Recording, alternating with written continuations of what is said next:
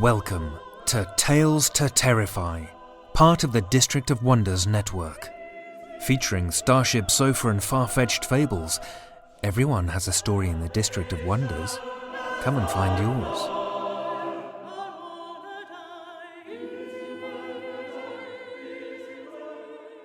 Good evening, children of the night. Welcome to the second of our 4 episodes featuring Stoker Award nominees for the category of Superior Achievement in Short Fiction.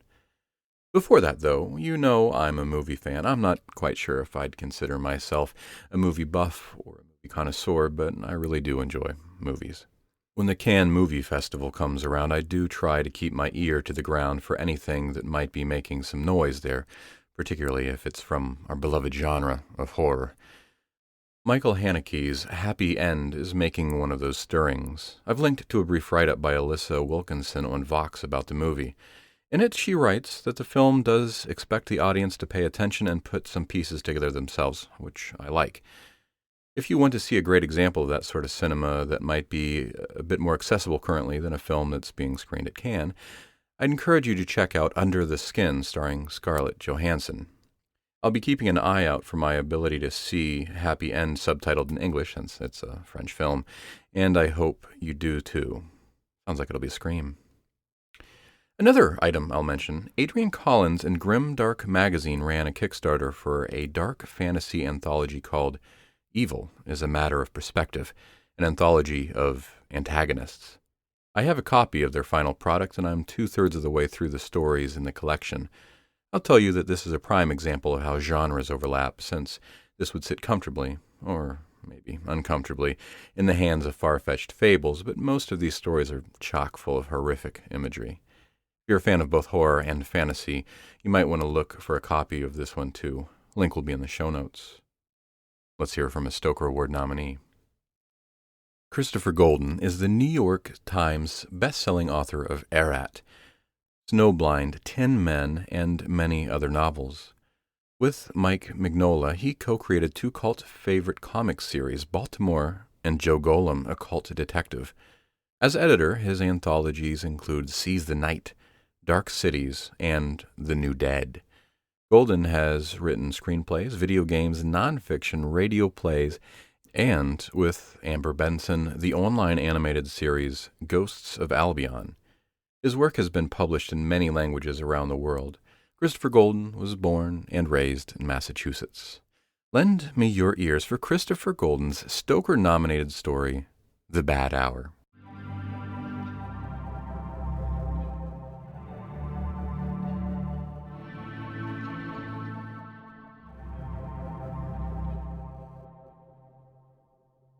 The hiss of the hydraulic doors dragged Kat Nellis from an uneasy sleep, and she came awake with a thin gasp of hope.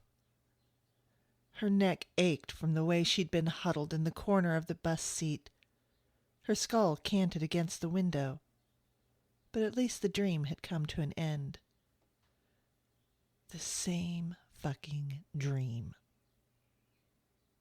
It wasn't an every night sort of thing, but frequent enough that when she went a few days without having that dream, she began to feel not relief, but a creeping sort of dread. Ironic, because what made the dream verge on a nightmare was that same feeling, the inescapable knowledge that something terrible was about to happen. The dreams were always of Iraq, of the time she'd spent escorting convoys along the worst stretch of highway in the world. In the dream, she would hold her breath as the truck rumbled over ruined pavement, waiting for a tire to smash down on top of a mine, or for a broken-down car to explode with a planted IED. Or for an old woman or a child on the side of the road to step aside to reveal a suicide bomber. Kat had done hideous things in the war, things that would haunt her waking hours for the rest of her life. But when she slept, it was the dread of the unknown, of waiting, that plagued her dreams. "Come on, honey," the bus driver called back to her. "If you're getting off, this is the place.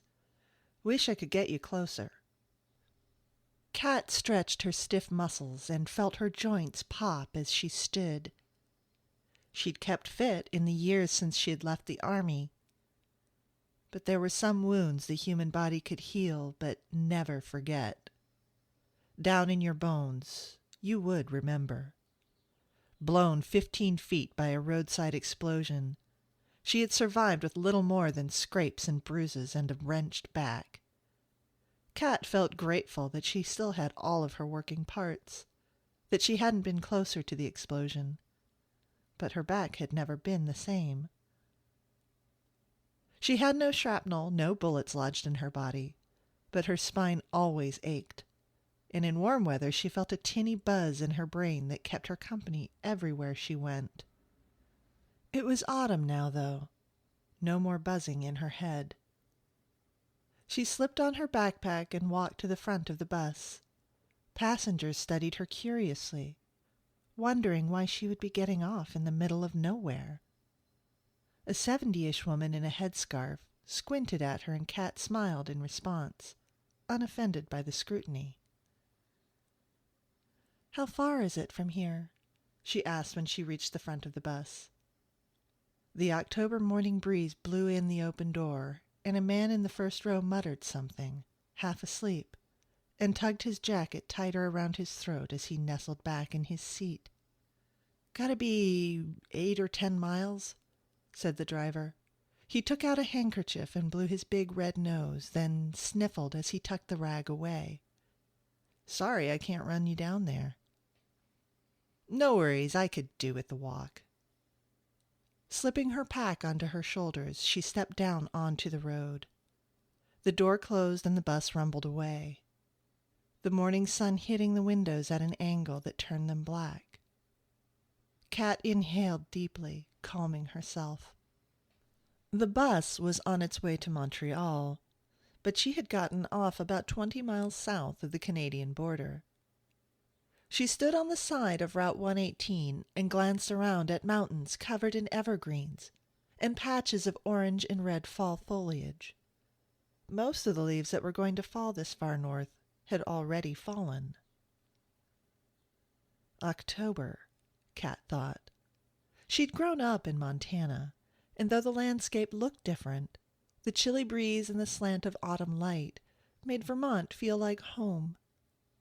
Across from the spot where the bus had dropped her, a narrow road led through the trees. The morning sky might be blue, but the trees cast that street into dusky shadow. No sign identified this as Kings Hollow Road. And the bus had already pulled away. No way to confirm her location with the driver. A quick check of her phone confirmed her expectation of crappy cell service out here in the middle of a mountainous nowhere. Kat pushed her fingers through her short blonde hair, rubbed the sleep from her eyes, and set off into the shadows. For the first few miles, she doubted she had found Kings Hollow Road at all. She passed several farms and spotted a handful of people collecting pumpkins from a field. No cars went by, but she did pass 2 narrow roads heading off to the southwest. If the bus driver had left her in the right place, this road should take her right to Chesbro, Vermont, if the town still existed. Not a town, she reminded herself. Chesbro was officially a village, or it had been the last time anyone noticed that there had been a village at the end of Kings Hollow Road. She'd had no trouble finding its location on the internet, confirming its existence on Google Earth, and studying 3-year-old satellite photos of its small village center. But her internet searching had turned up virtually nothing else. No local newspaper, no listing of obituaries. Nothing of note had transpired there in the past 40 years. At the bus station in St. Johnsbury, she had found only one person who could tell her anything about the town, an old man who ran the kiosk that sold candy and magazines. The skinny fellow had stroked his beard and told her that there had been a mill in Chesbro once upon a time, but it had been closed for ages, and most of the locals had drifted away. That sort of thing happened more often than people knew. Kat understood that. but the only address she had for Ray Lambo was in Chesbro. If she intended to find him, that was where she had to begin. An hour after she'd set out from where the bus had dropped her, Kat rounded a corner and came to a stop on the leaf-strewn pavement. Half a dozen massive concrete blocks had been laid across the road and onto the soft shoulder. The blocks on the left and right had steel hooks set in the concrete, and heavy chains looped from the hooks to the enormous pine trees on either side of the road. A dirty signpost reading, "Stop here for deliveries," had been planked with bullets, some of which had punched right through the metal. There was no other hint that Chesbro lay ahead. Only the certainty that whatever might be down the road, outsiders weren't welcome. "Fuck it," Kat said, moving between two of the concrete blocks. She had spent her life going places she wasn't welcome. The pavement over the next 5 miles was broken and rutted, weeds growing up from the cracks. Nobody had cut back the trees in years, and they had spread into a canopy over the road. Most of the people in the region seemed to have forgotten Chesbro, and the story she'd heard of the whole town being abandoned seemed more plausible with every step. Then she crested a rise in the road and paused to stare at the little village that lay before her. A white church sat on one end of an idyllic village green, with a bandstand at the center. On the other end of the green was a main street, with brick buildings, little shops, city hall, and a little diner on a corner. There was even a little theater with a marquee overhanging the sidewalk. The sort of place she'd only ever seen in old movies. If not for the large gray building that sat on the edge of a narrow river on the other side of town, it would have looked like a New Englander's idea of heaven. In contrast to her expectations, the village seemed well cared for, certainly not abandoned. As she walked towards the green, Kat felt her pulse quicken. Chesbro might not look empty, but it certainly felt that way. She passed several large houses and a brick building that might once have been a bank. Unsettled by the silence, Kat had begun holding her breath, but now she heard the squeak of hinges and saw motion in her peripheral vision. She swung around to see a bearded man in green flannel and blue jeans exiting Chesbro Hardware with a small plastic bag in one hand. The other held a can of paint. The man's eyes went wide and he dropped the can, which plunked to the ground. His reaction, as if she were the ghost, struck her as odd, but not nearly as odd as the way he closed his eyes and took several deep breaths. He pressed fingers against his wrist as if checking his pulse. When he opened his eyes, he had a wary smile on his face. "You gave me quite a fright," he said, picking up the paint can and starting toward her. "Looks like I startled you as well." "That's all right," Kat found herself saying. "I'm guessing you don't get a lot of visitors around here." The man picked up the paint can, shifted it into the hand holding the plastic bag, and put his free hand out to shake. "Elliot Bonner," he said. "And that's one way of putting it. If you came down King's Hollow, I'd guess you know we haven't exactly laid out the welcome mat." Kat shook his rough hand and introduced herself. She stood 5'9", taller than the average woman, but Bonner was half a foot taller. Another day, somewhere else, she suspected she would have found him quite attractive. But something about the set of his eyes made her uneasy. Elliot Bonner looked worried. "Sorry," she said. "I'm looking for someone, and I guess I was too focused on that to pay much attention." "Not too late to turn around," Bonner said quietly. "Not yet." Kat frowned. "Are you being funny? 'Cause I've come a long way, and maybe I'm too tired to get the joke." The man laughed nervously. "Just joshin' you. Who are you looking for? Might be I can help." "His name's Ray Lambo. We served together in Iraq. We've been keeping in touch the old-fashioned way for a while, writing letters. Ray said there was no internet and not much phone service up here, but I haven't heard from him in 6 months or so, and that didn't seem right. So here I am." "Ray," Bonner said, as if the name tasted like shit in his mouth. He sighed, and his smile vanished. "Listen, miss. Cat," she said. "Or Sergeant Nellis." Bonner narrowed his eyes, looked her up and down like he was sizing her up, wondering if he could take her in a fight. Cat had seen that look 100 times before. "I'm gonna make a suggestion, Sergeant," Bonner said, and he pointed to a split-rail fence on the other side of the road. "If you go and sit there and wait for me, I'll run over to the diner up the street and get you something to eat, packed up all nice for your trip back to the main road. On me. Trust me when I say that accepting my hospitality and my advice would be the smartest decision you ever make." Something in Bonner's eyes, a frightened animal skittishness, reminded Kat of Iraq in the worst way. The guy felt to her like an IED packed into a broken-down truck on the side of the road, ready to explode if you nudged him wrong. "I guess I'll find Ray myself," she said, and strode toward the village green. The diner seemed like the most obvious place to start. This late in the morning, there wouldn't be too many customers, but there had to be at least one server and a cook. In a tiny community like this, odds were good they would know pretty much everyone in the village. Bonner caught up with her as she stepped on to the green, still carrying his purchases from the hardware store. "Hold up, Sergeant," he said tersely. "You need to listen." "I don't think so." An elderly woman came out of some kind of clothing shop a couple doors up from the diner. She had a fall-knit scarf around her neck, and when she spotted Cat and Bonner, she clasped it to her chest like a church lady clutching her pearls. As Cat started to cross the street, she could see the old woman's lips moving in a silent mutter.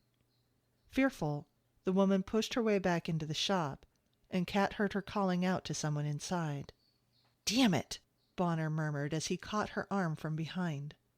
Cat spun, tore her arm free, and stood ready for a fight. "You want to keep your hands off me." Bonner held up his hands and exhaled, uttering a small laugh. "I don't want trouble." "I didn't come here to make any," Cat said, studying his face. "I'm just looking for my friend." Bonner's mouth pinched up like he'd been sucking a lemon. He exhaled loudly. "I know how crazy this must seem, but you have to leave right now, for your own safety." It was Cat's turn to laugh. "Are you threatening me?" "Please calm down." "I'm plenty calm," she said, and meant it. In combat she had earned a reputation as an ice queen. "When I'm not calm, you'll know it." "Lot of that going around," Bonner said. Cat cocked her head in confusion. Then she heard voices behind her and turned back toward the diner. A waitress in an apron had come outside with a silver-haired man in a brown suit. Other people had come onto the street, and as she glanced around, she noticed a pair of teenagers crossing the village green in her direction. They paused at the bandstand and draped themselves over its railings in classic American teenager poses, studying her like there was a show about to start. "Get her out of here, Elliot," the waitress called from in front of the diner. Cat could only laugh. What was wrong with these people? "Look," she snapped. "I'm trying to find Ray Lambeau. If he's here, I just want to talk to him. If you hate outsiders so much, I'm happy to be on my way as soon as I've talked to Ray." Bonner grabbed her by the backpack and shoulder, turning her toward the road out of town. I'm sorry, but you just need to... Kat twisted and pulled him toward her even as she hammered a fist into his face. Bonner staggered backwards, arms flailing, and went down on his ass. I told you not to put your hands on me, she said, a trickle of ice along her spine.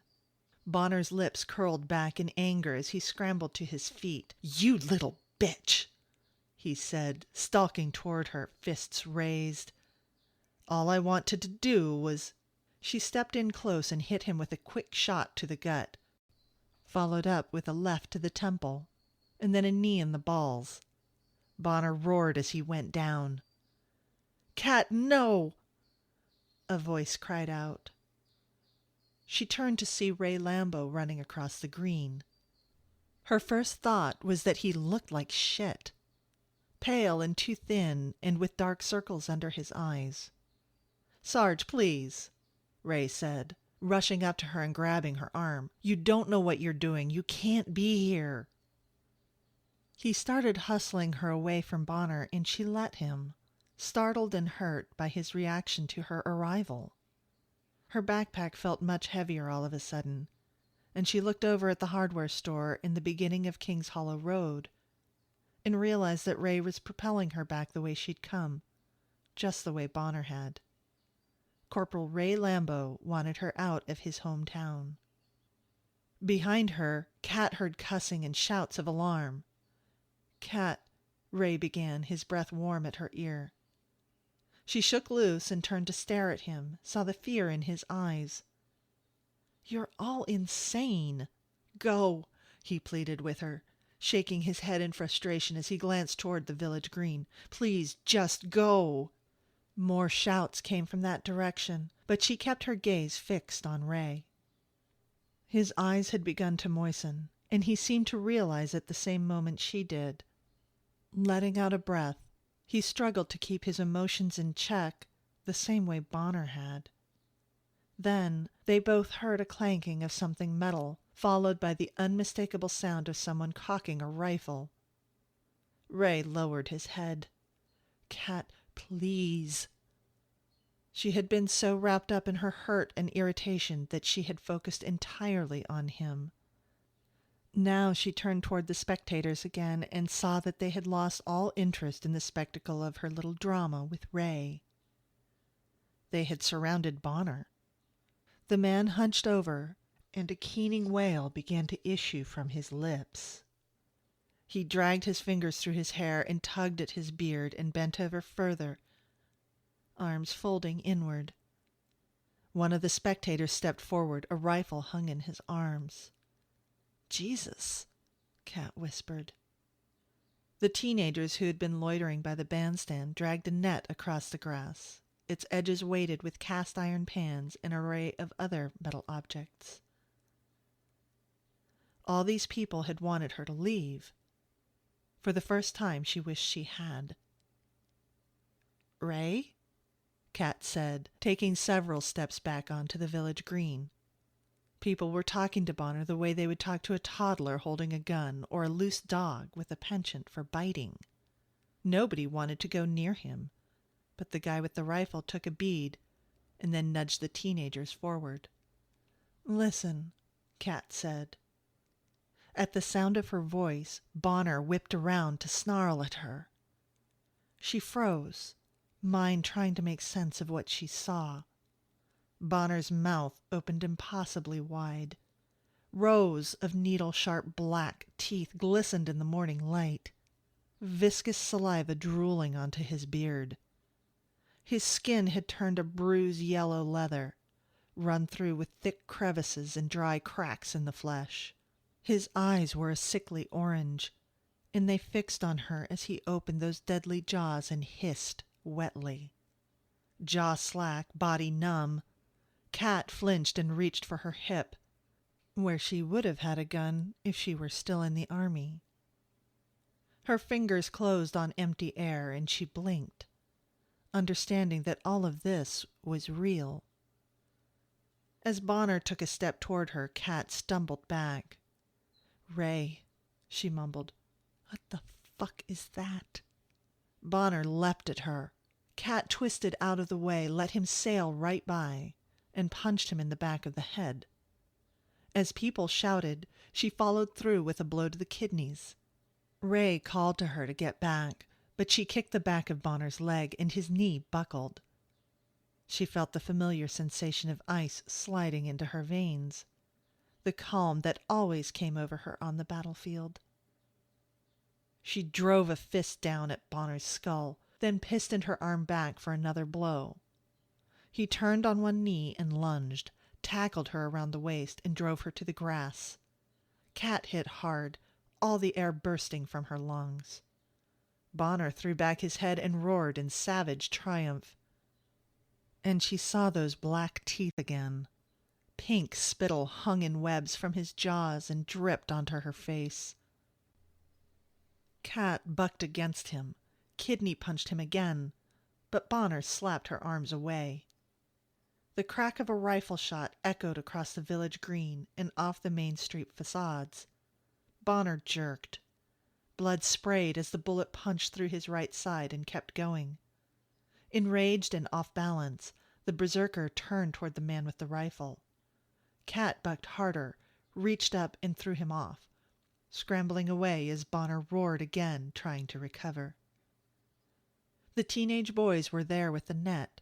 They threw it over him, and Cat wanted to shout at them, thinking no way could a simple net hold a man so monstrously strong, even with the metal weights tied around its circumference. But Bonner cried out and smacked against the ground.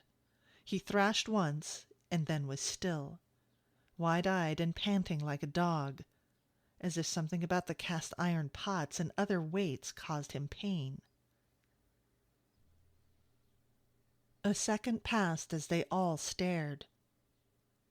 Cat turned on Ray. "What the fuck? Shit like this does not happen in the real world."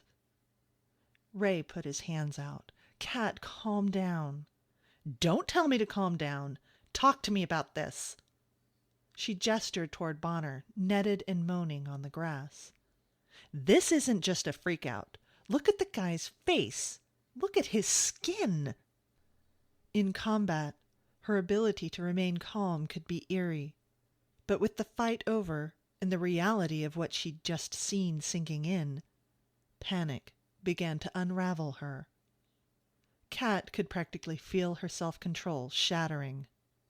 Ray approached her, hands still up. "Cat, stop. Just breathe and listen to my voice." "I'm listening." She looked over at Bonner again, glanced at the bloody fissures on his leathery skin, and saw the murder in his eyes, trying to match this visage up with the man who had walked out of the hardware store with a can of paint. Ray put his hands on her arms. "Cat." She recoiled from his touch. "What is he? What is—" Cat felt it then. Panic, fear, and anger had all been roiling inside her. And now the anger surged upward in a wave of malice. She snapped around to glare at Ray, and her lips peeled back in a snarl. His eyes widened in alarm, and he stepped backward.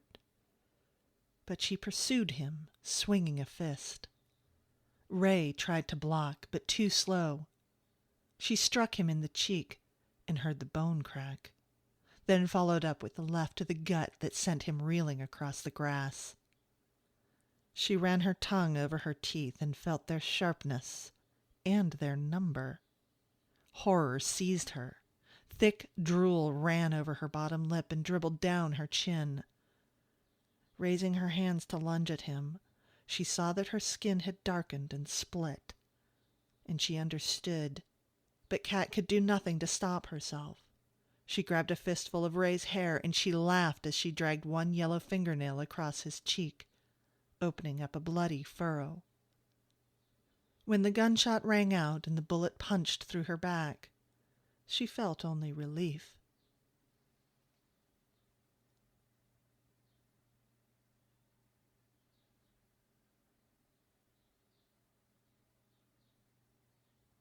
Cat woke with a groan.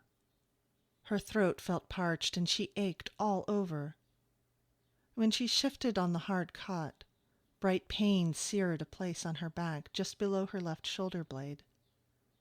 She rolled onto her side and opened her eyes to see metal bars and flickering fluorescent lights. A jail cell. She shifted on the cot and saw Ray leaning against a desk out in the room beyond her cell. Village jail, she thought. Police chief's office, one cell.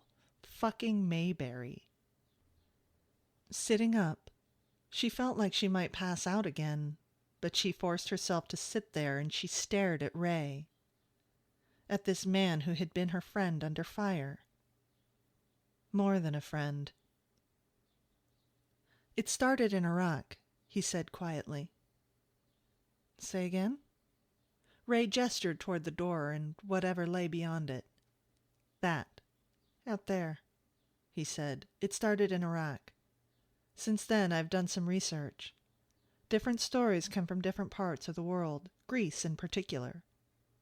But the name translates pretty much the same in Arabic as in Greek. Both call it the bad hour. Kat tried to clear her head. Are you making zero sense, or am I just not... You remember the day I lost it? She stared at him, a ball of ice in her gut.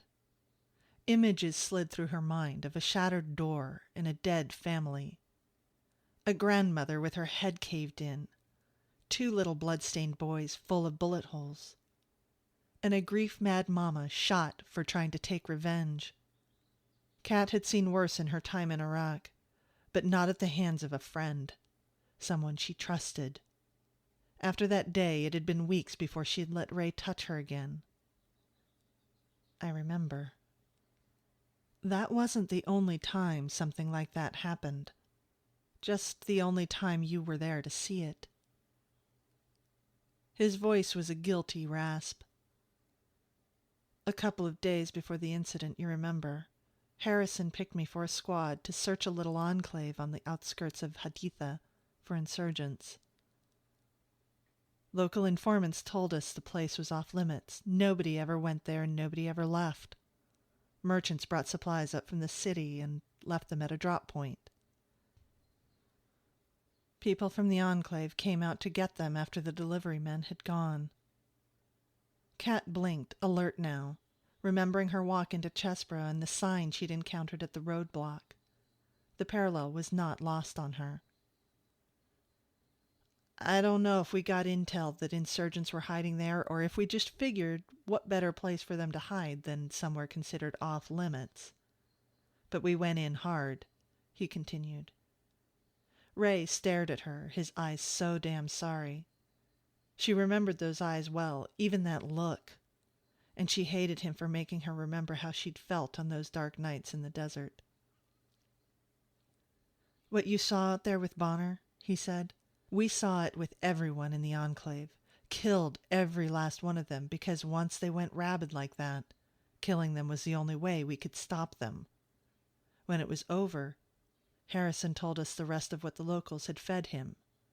The story about the enclave and the bad hour. It's like an infection. You let yourself get too angry or too emotional in general, and it just takes over. The people around Haditha said the bad hour was a demon, that once it touched you, it stayed with you always, ready to take over if you couldn't control yourself. Bullshit, she whispered, the weight of the story crushing her. If she had heard about it before coming here, she'd never have believed it. But now? They also said it was contagious, Ray went on. He closed his eyes and breathed evenly, and she recognized the effort he made to stay calm, remembered him doing the same earlier, and Bonner as well. The ice in her gut grew heavier. Kat stood and grabbed the bars of her cell. Let me out of here, Ray. In a while. She smashed an open palm against a bar. Let me out, asshole! I can't stay here. Ray pushed away from the desk and walked toward the cell, He stopped a few feet from the bars and studied her with those "I'm sorry" eyes. "You can't leave, Kat. We'll let you out in a little while, but the bad hour is in you now. Harrison's squad killed everyone in that enclave, but we brought it out with us. Some of the guys in that squad are dead. Others are probably out there infecting people the way I did in Chesbro. I didn't mean to. Even after the times I lost it in Iraq, I chalked it up to the war. PTSD, maybe. But once I came home, once I was in one place long enough, I started to see it happen to other people." Kat remembered Bonner's face, the way he'd changed, and the strength and rage that had filled her when she turned on Ray. Then she remembered the day she'd seen him go berserk, the day he'd killed that family. "When you lost it, you didn't look like Bonner," she said.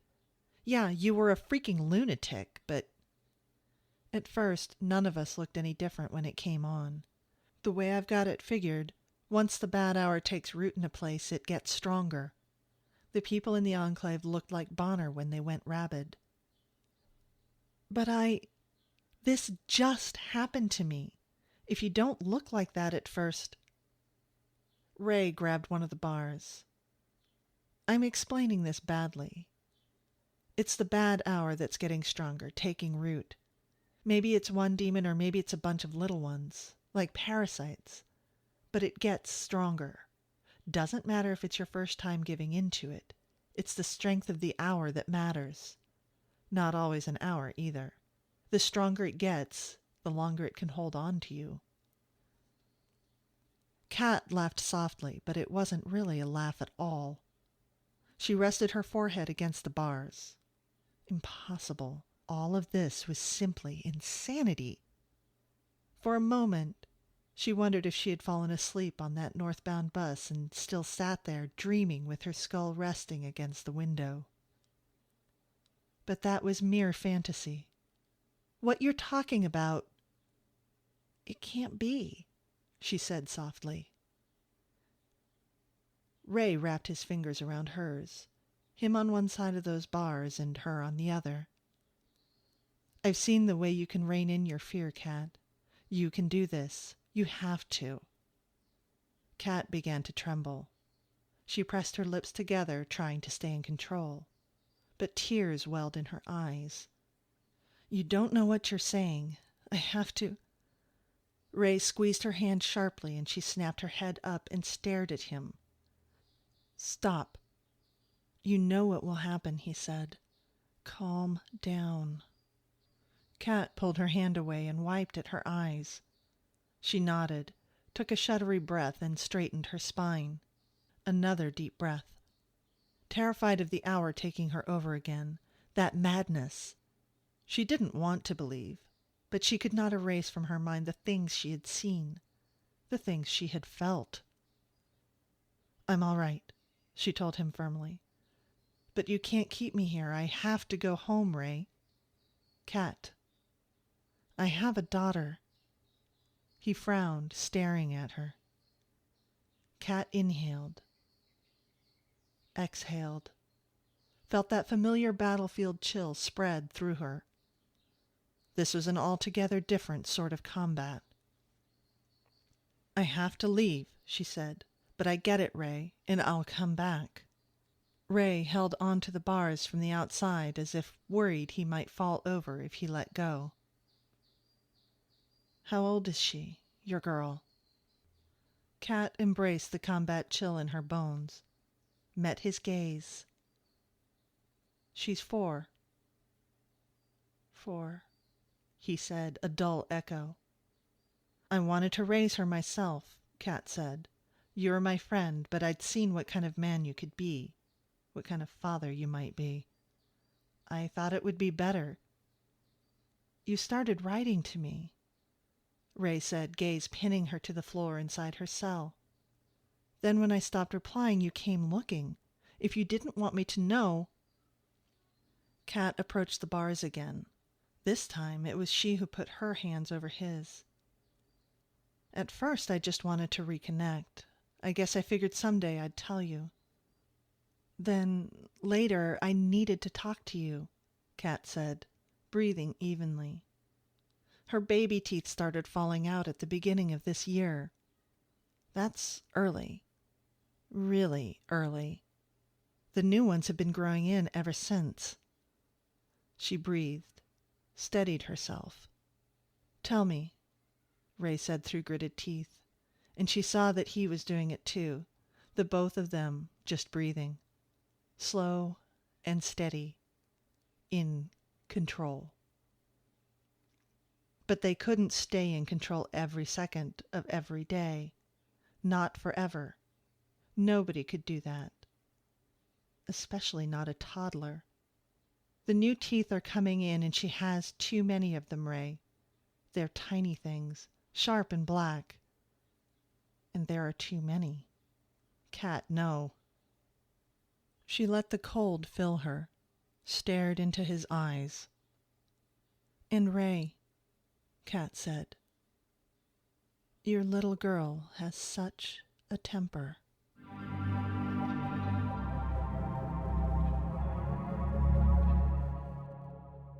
That was Christopher Golden's The Bad Hour, as read by Josie Babin. Josie has a deep love for all things terror. That is why she chose an abandoned foreclosure as her first home purchase. When not hanging drywall or convincing herself that the noise she heard was just the house settling, she can be found in a lab convincing stem cells to cure diseases. In between times are filled with playing outside in the San Diego sun, imposing snuggles on her two cats, and sometimes even her human companion.